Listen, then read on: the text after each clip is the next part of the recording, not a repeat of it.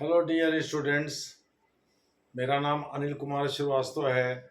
आज मैं अंतर्राष्ट्रीय मुद्रा कोष का जिक्र करने जा रहा हूँ। आप उम्मीद है कि आप इस वीडियो से काफ़ी कुछ सीखेंगे। यदि आप आईएएस या स्टेट द्वारा आयोजित परीक्षाओं की तैयारी कर रहे हैं, खास करके पीसीएस और सबऑर्डिनेट सर्विसेज की, तो यह आपके लिए बहुत मुफीद होने वाला है। यह लेक्चर बहुत ही उपयोगी होने वाला है और आपको हम बताते चलें कि आगामी परीक्षाएं ऑब्जेक्टिव किस्म की होंगी। हालांकि यह लेक्चर ऑब्जेक्टिव डिस्क्रिप्टिव दोनों की ज़रूरतों को पूरा करता है। अगर आपको यह लेक्चर पसंद आए तो आप इसे लाइक, सब्सक्राइब और शेयर ज़रूर करिएगा ताकि हमारा मनोबल ऊंचा हो सके। चलिए अब हम आगे बढ़ते हैं। आप सभी लोग पता है केवी सुब्रमण्यम, जो कि भारत के यंगेस्ट चीफ इकोनॉमिक एडवाइजर रहे हैं, कृष्णामूर्ति वेंकट सुब्रमण्यम, केवी सुब्रमण्यम साहब दक्षिण भारत से आते हैं और ये सेबी से भी जुड़े रहे हैं।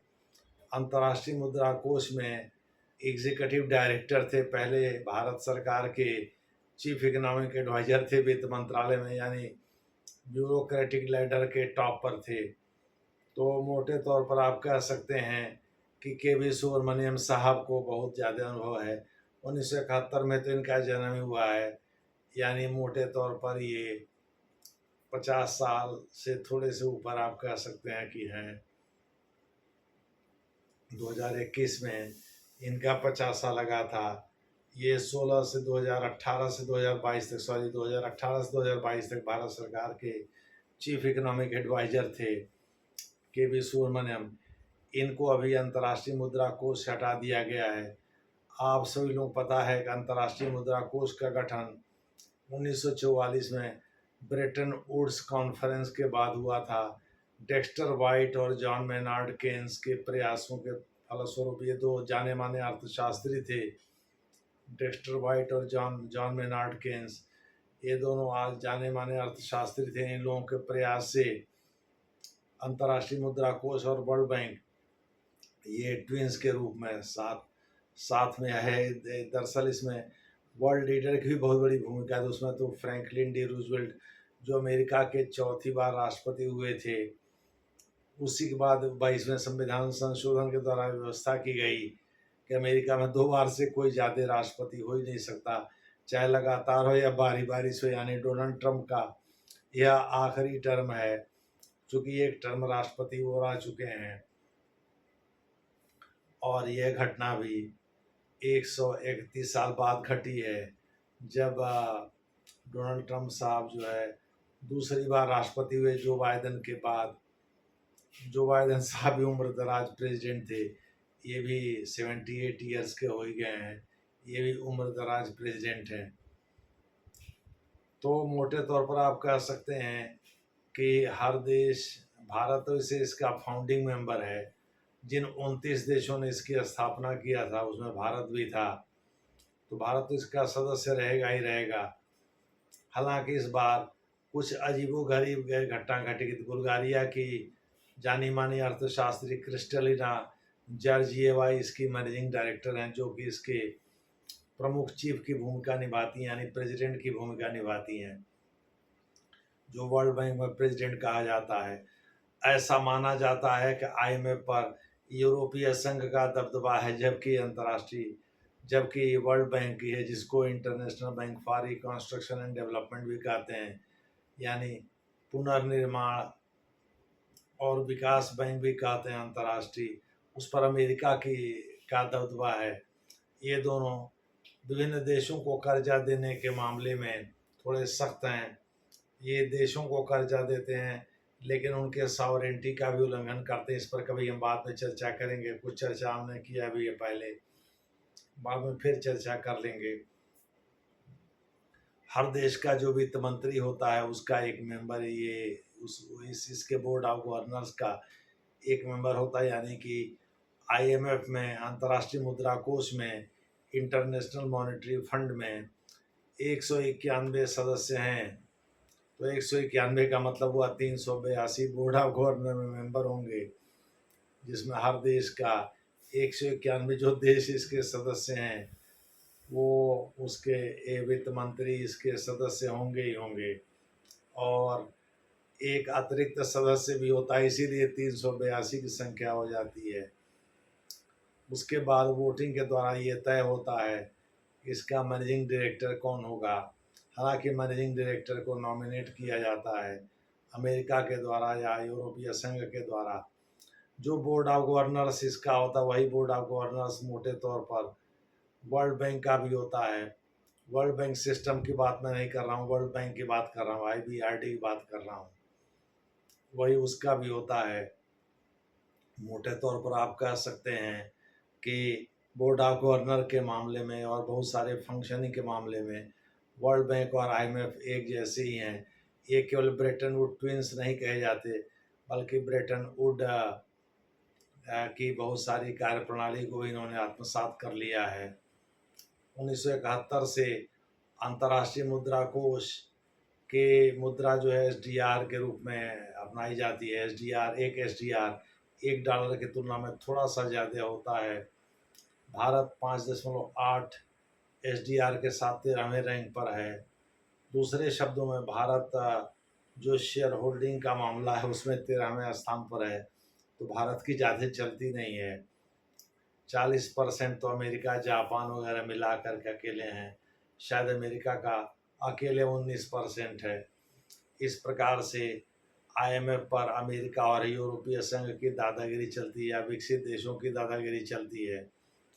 विकासशील देशों पर केवल शर्तावली कंडीशनैलिटीज थोपी जाती हैं, जो कि उनके एक्सचेंज रेट स्टेबिलिटी, जिसे फाइनेंशियल स्टेबिलिटी कहते हैं, वित्तीय स्थिरता कहते हैं, के नाम पर थोपी जाती है, या प्रमोशन ऑफ ट्रेड यानी व्यापार संवर्धन के नाम पर थोपी जाती है। एम्प्लॉयमेंट जनरेशन, रोजगार संरचना, रोजगार को बढ़ाने के नाम पर थोपी जाती है, या आप कह सकते हैं कि exchange rate stability, financial stability, इनके नाम पर थोपी जाती है, या कुछ अन्य भी जैसे मॉनेटरी कोऑपरेशन बढ़ाने यानी मौद्रिक सहयोग बढ़ाने के नाम पर थोपी जाती है।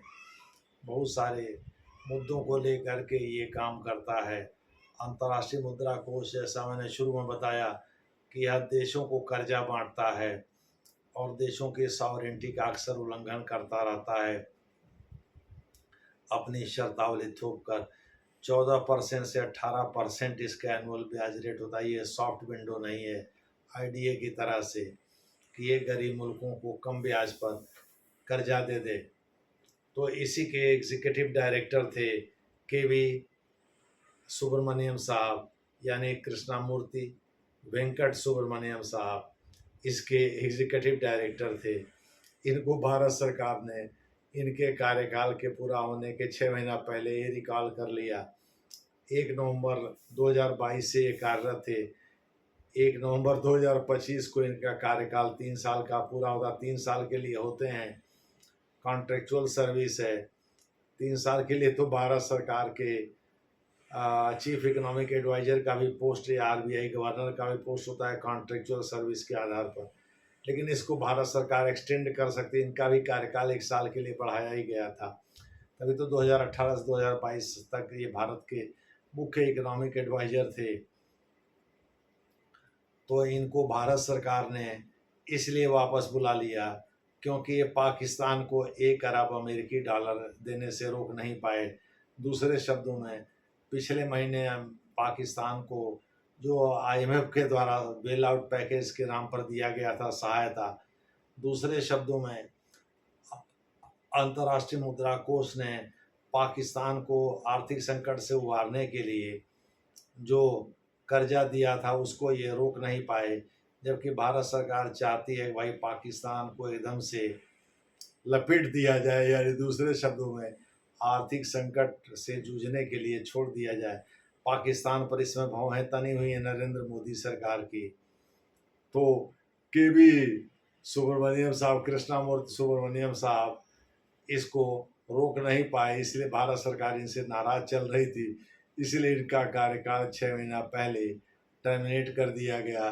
दूसरे शब्दों में, इनको 6 महीना पहले यानी कार्यकाल पूरा होने के 6 माह पहले ही हटा दिया गया।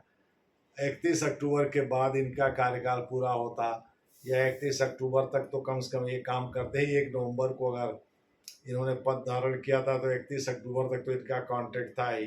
अब ये दूसरी बात है, उसके पहले हटा दिया गया है, तो इनका जो पैसा सब बनता है, क्योंकि कॉन्ट्रेक्चुअल सर्विस में अगर किसी देश के द्वारा हटाया जाता है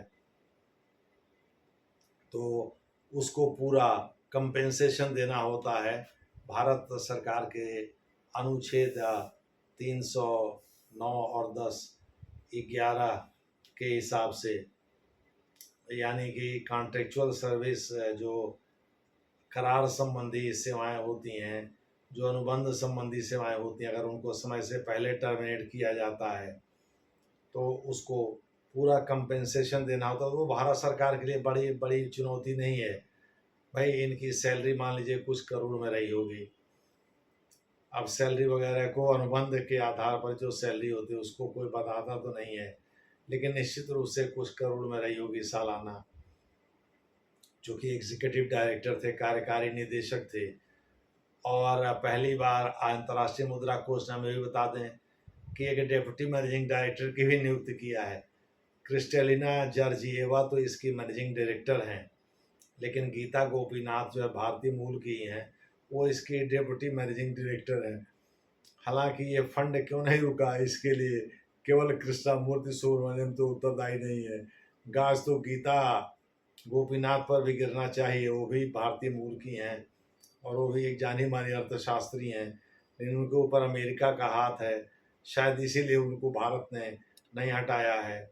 लेकिन कृष्णामूर्ति के ऊपर तो केवल भारत सरकार का ही हाथ था, वो उसी के कृपा पात्र थे, इसीलिए कृष्णामूर्ति सुब्रमण्यम को भारत सरकार ने कार्यकाल पूरा करने के पहले हटा दिया है। दूसरे शब्दों में गीता गोपीनाथ तो अपने पद पर बनी हुई हैं, लेकिन कृष्णामूर्ति सुब्रमण्यम को भारत सरकार ने कार्यकाल पूरा करने के पहले ही हटा दिया है। उसका मुख्य कारण यही है कि पाकिस्तान को मिलने वाले हर महीने, इधर IMF ने वादा किया था कि हर महीने आपको 1 अरब अमेरिकी डॉलर देंगे, ऐसा हम 14 महीने तक करेंगे। यानी 14 अरब अमेरिकी डॉलर दिया जाना था पाकिस्तान को। इनमें से हर महीने 1 अरब अमेरिकी डॉलर दिया जाना था और पिछले महीने दे भी दिया गया। इसको लेकर के भारत सरकार नाराज़ थी और उसने रिकॉल कर लिया कृष्णामूर्ति सुब्रमण्यम को। कहा जा रहा है भारत सरकार की कृपा पर ही ये अपॉइंट हुए थे इस पद पर, नहीं तो वहाँ तो चीफ इकोनॉमिस्ट भी हैं और भी बहुत सारे लोग हैं। वो लोग वास्तव में अमेरिका या यूरोपीय संघ के कृपा पात्र होते हैं। बहरहाल कृष्णामूर्ति सुब्रमण्यम साहब ये भारत सरकार के कृपा पात्र थे और इससे भारत का दबदबे का पता चलता है अंतर्राष्ट्रीय मुद्रा कोष में। तो वहाँ तो दो भारतीय हैं, लेकिन मुझे नहीं लगता कि पाकिस्तान को फंड देने के मामले में दोनों कारगर हो पाए। तो गीता गोपीनाथ तो मान लीजिए अमेरिका के वरदहस्त हैं, लेकिन मोटे तौर पर कृष्णामूर्ति साहब तो केवल भारत के ही कृपा पात्र थे और इसीलिए इनको हटा दिया गया है। धन्यवाद।